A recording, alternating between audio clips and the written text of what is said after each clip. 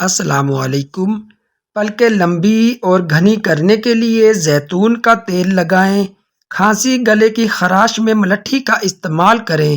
Loose motion ہو تو کیلے پر زیرہ لگا کر کھائیں۔ یادداشت کمزور ہے تو بادام اور اخروٹ کھائیں۔ کان میں درد ہے تو سرسوں کے تیل میں لونگ جلا کر روئی تر کر کے کان پر لگائیں۔ حیض میں باقاعدگی ہو تو 2 کھجور روزانہ کھائیں۔ آنکھوں کی روشنی تیز کرنی ہے تو گاجریں کھائیں۔ موٹاپے کو کم کرنا ہے تو نیم گرم پانی میں لیموں کا رس اور سفید زیرہ ملا کر پی لیں۔ رنگ گورا کرنا ہے تو عرق گلاب میں اپٹن میں مکس کر کے چہرے پر لگا لیں اور 20 منٹ بعد چہرہ دھو لیں۔ کھانے کے بعد بھاری پن محسوس ہو تو لیموں کا رس پئیں۔ پیشاب میں جلن ہوتی ہے تو لسی میں نمک ڈال کر پئیں یا خربوزہ اور تربوز کھائیں۔ سردی بہت لگتی ہے تو دیسی انڈے کھائیں یا مرغ کی یخنی پئیں۔ گرمی بہت زیادہ لگتی ہے تو کھیرے کا استعمال کریں۔ گلا خراب ہو تو کچا امرود جلا کر کھائیں۔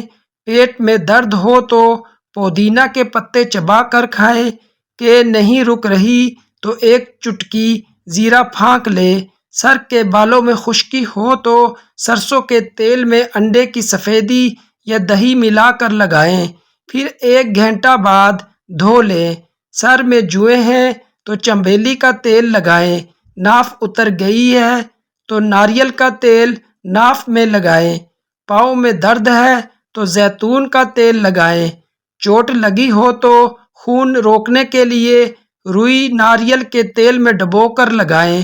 کمزوری محسوس ہو تو 2 کھجور دودھ میں پکا کر کھائیں اور دودھ پی لیں۔ ایلو ویرا جیل کو چہرے پر ہی استعمال کیا جاتا ہے۔ ایلو ویرا کی کراس میں سے جیل کسی برتن میں نکال لیں اور محفوظ کر لیں۔ ایلو ویرا میں جلد کو سخت کرنے کی خصوصیات پائی جاتی ہیں۔ ایلو ویرا کا استعمال چہرے کی چمک، رونق اور جھریوں سے بچاؤ کے لیے مفید ہے۔ نیم کے پتے ابال کر جہاں گرمی دانے ہو وہ جگہ دھو لیں، گرمی دانے ختم ہو جائیں گے۔ ہاتھ اور پیروں کی خوبصورتی کے لیے لیموں کے چھلکے پر چینی لگا کر ہاتھ اور پاؤں پر رگڑیں۔ ہمارا چینل سبسکرائب، ویڈیو کو لائک اینڈ شیئر کر دیجیے۔